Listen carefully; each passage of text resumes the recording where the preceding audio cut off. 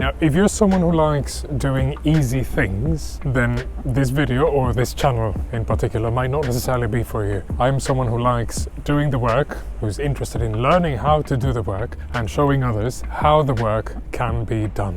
And the reason why I'm telling you this is because I have a handful of friends who live in this country or live in other countries, and whenever someone asks them, how can I, in my situation, live in your country, generally they give answers like, no, that's too difficult. You cannot live in this country. It's too difficult to live here, or it's very difficult to get accepted. Frankly, I find that to be a very disingenuous answer, because basically what they're saying is that I can do it, I can come live here, I'm capable of doing it, but not you.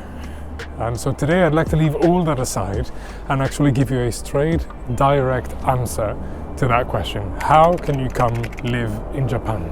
Or in any other country for that matter? Because yes, maybe some of the requirements might be hard, but are you here to do easy things or to do the work? So what we're going to do today is actually categorize it in 3 different parts.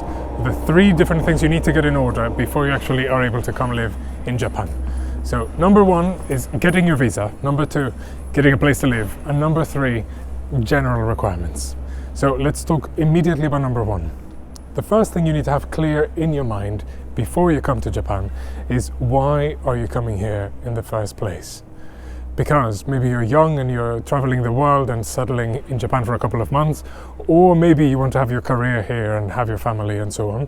Either way, you have to be very clear about that reason, because that's going to set you on a very different path. For example, one of the easiest ways for people to come here and stay in this country is by coming as a student. So you can, for example, take some university courses. There are many universities in this country that offer courses to foreigners. There's Waseda University, Keio University, Sophia University, and many other universities around the whole country that offer courses that might interest you.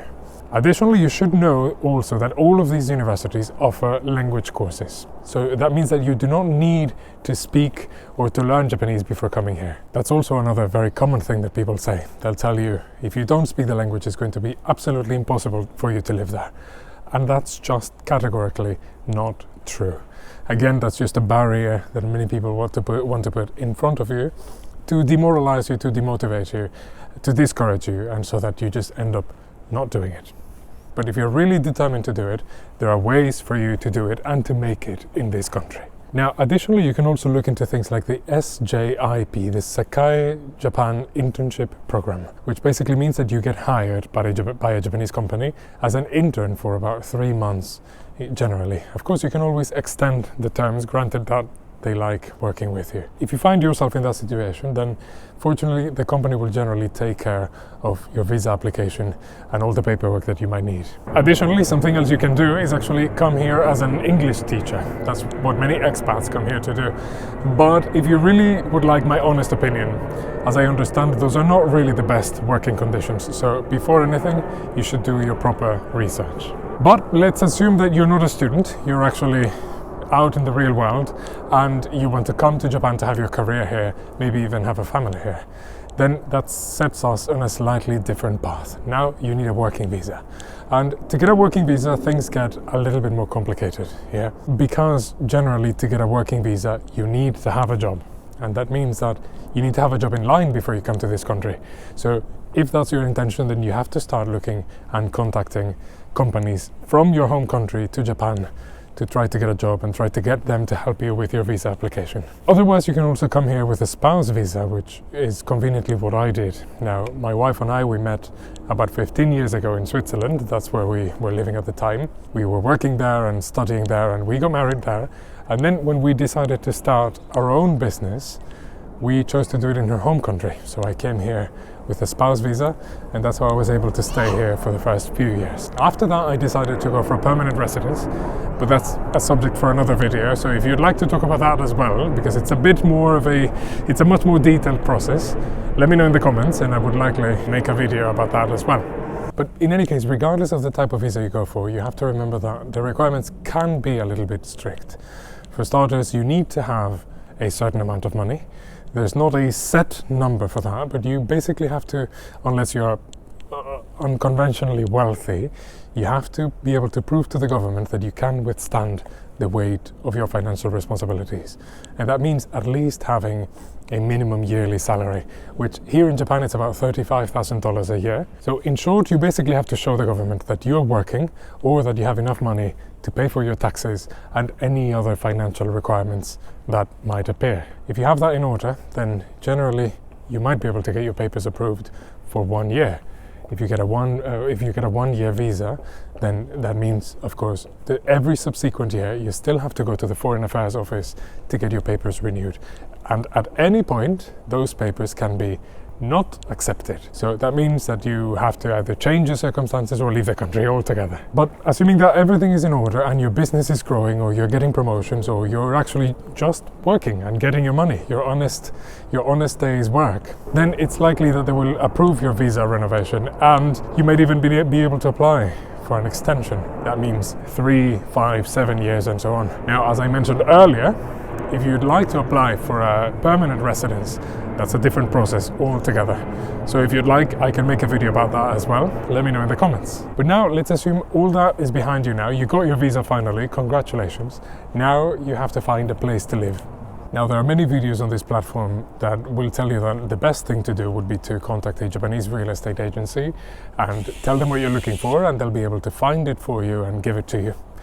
But if you want my honest opinion from someone who's been living here for a number of years, Japanese are particularly known for being not very friendly towards foreigners or towards expats who are looking to rent a property. And I'm talking specifically about Japanese real estate agencies. From my honest opinion, I would suggest that you contact an agency that specializes on dealing with foreigners. And luckily there's a number of those here in Japan, particularly here in Tokyo, there are quite many. They'll be able to at least open the door for you into the rental market. And then that will actually help you in the future as well, because as you want to rent subsequent properties, then the other agencies will see that you have some experience in the renting market and you'll seem more reliable and trustworthy in that way. The reason why it seems like that is because, of course, many real estate agencies have had experience either first-hand or second-hand of, the foreigner horror stories, those that disappear without paying rent or that leave the apartment in just abysmal conditions. So just don't be one of those people. Is it dramatic? Maybe. Is it discriminatory? Perhaps. But that's just the way things work in this country. And you have to remember that, first of all, Japan likes to do things in a particularly systematic way. And secondly, you're coming here as a guest. So your only job is to adapt to the way things work. And well, if you've done everything correctly, now congratulations, you live in Japan. But actually, before you're able to do any of those things, you need to do what we're going to talk about next, which is our third category, general requirements. The problem is that without these requirements, you will not be able to come and stay in this country. And I'm talking about the godforsaken certificate of eligibility. Let me explain myself. Now, when you come to Japan, it's not as simple as just contacting your embassy in your home country and telling them you want to come and then start the visa application. No. Before that, you need what's called a certificate of eligibility, a COE. And that's a document that you cannot get for yourself, regardless of what type of visa you're getting. Someone has to get it for you. If you come here with a work visa, your employer has to get it for you. If you're coming here as a student, your educational institution has to get it for you. If you come here with a family or a spouse visa, your family member or your spouse has to get it for you. It doesn't matter what you're doing, you cannot get it for yourself. So, for example, after you've applied for your university courses, then they'll be able to get a certificate of eligibility for you. You'll have it sent from Japan. And then your job is to then go to the embassy in your home country to be able to finalize the visa application process. Otherwise, if you're getting a job, you'll be able to do the same thing. You'll have to go to your employer, they'll get a certificate of eligibility for you, and then you have to go again to the embassy in your country to finalize the process. Same thing if you're coming here with a spouse visa or with a family visa, your relative has to contact the authorities and get a certificate of eligibility for you. And then after that, you'll be able to actually finalize the visa application process. Having a certificate of eligibility does not mean that your visa has been approved. In fact, they can still deny your visa at any point. However, that paper basically says that the government recognizes your intentions to come into the country and we accept that you can apply to get a visa. And that's it. That's basically all you need to be able to stay in this country. So as long as you have those 3 things in order, you should be able to stay, live here and work here without problem. Now, it's worth noting that your student visa only allows you to work for 18 hours a week, whilst your family visa, your spouse visa, allows you to work here full time. So of course, listen to what everyone is telling you, listen to what I'm telling you as well if you'd like, but don't fall in the trap that things have to be hard, or the fact that things are hard means that you shouldn't do them. If you want to come to Japan, or if you want to move to any other country, I think you're more than capable of doing so. So I hope you found this video useful. I'll leave you another video right over here that you can also go and watch. Hopefully that one will also be useful as well. And in the meantime, keep enjoying things, and I'll see you next time.